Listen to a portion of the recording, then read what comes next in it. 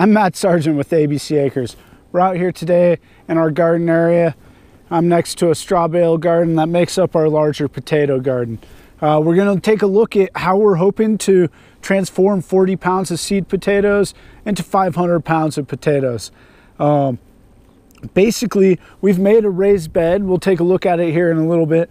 We've made a raised bed for the potatoes out of a straw bale garden. In the straw bales themselves, we're just growing so-called insectivorous plants, really fragrant plants to attract pollinators for the rest of the garden and help confuse the rocky or the Colorado potato beetle. Hopefully we won't have any beetle issues, because hand picking those little buggers is not super fun at any sort of scale, although they are great chicken feed. So we have the row cover. We've got some garlic, calendula. We're going to be planting borage, nasturtium, maybe some chives, just things to really permeate the air with different fragrances and hopefully not let the beetles know that there's a potential food source here. But basically, we made these straw bale garden beds. If you don't know how to do that, Google University has all sorts of tutorials. The basic premise is you take some straw bales, you get them really wet, you just saturate them for about a week, really, really wet, dripping wet, and then you start adding fertilizer.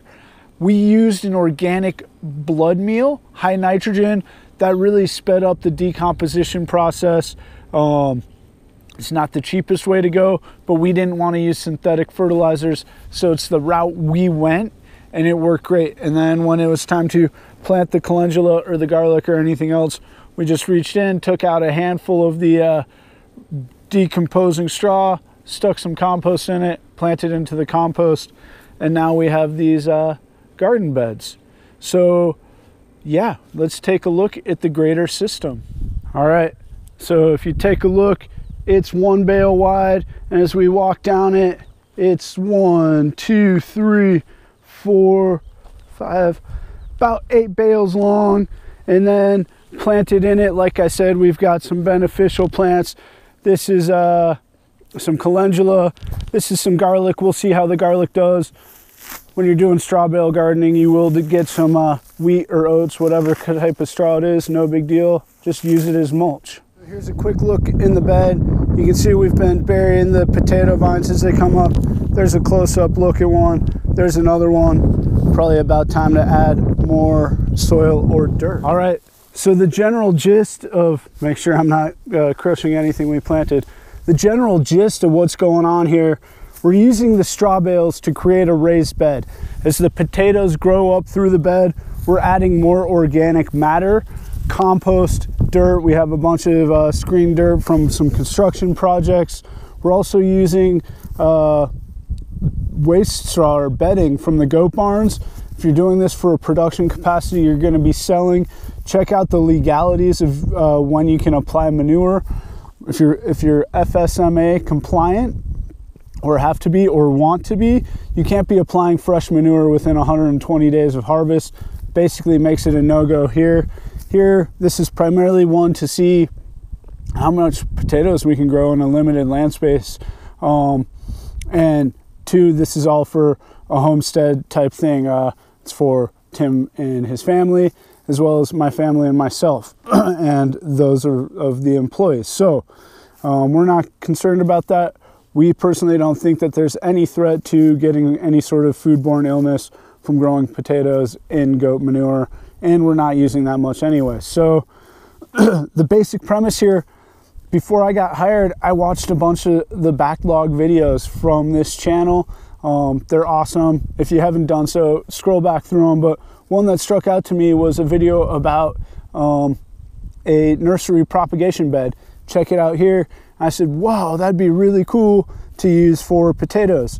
As I alluded, I tried this small scale in my backyard. It was only like 2 bales long, 1 bale wide, and I only filled it up to about where we are now. And I turned 8 pounds of potato seed into about 48 pounds of potatoes. So it worked really well.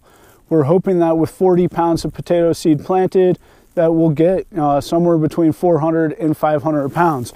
But basically, as these vines start coming up, we're hilling them. Potatoes are a cool crop in that the more work you do, the more yield you can get. They're an ideal permaculture planting. I know that they're not perennials, they're annuals.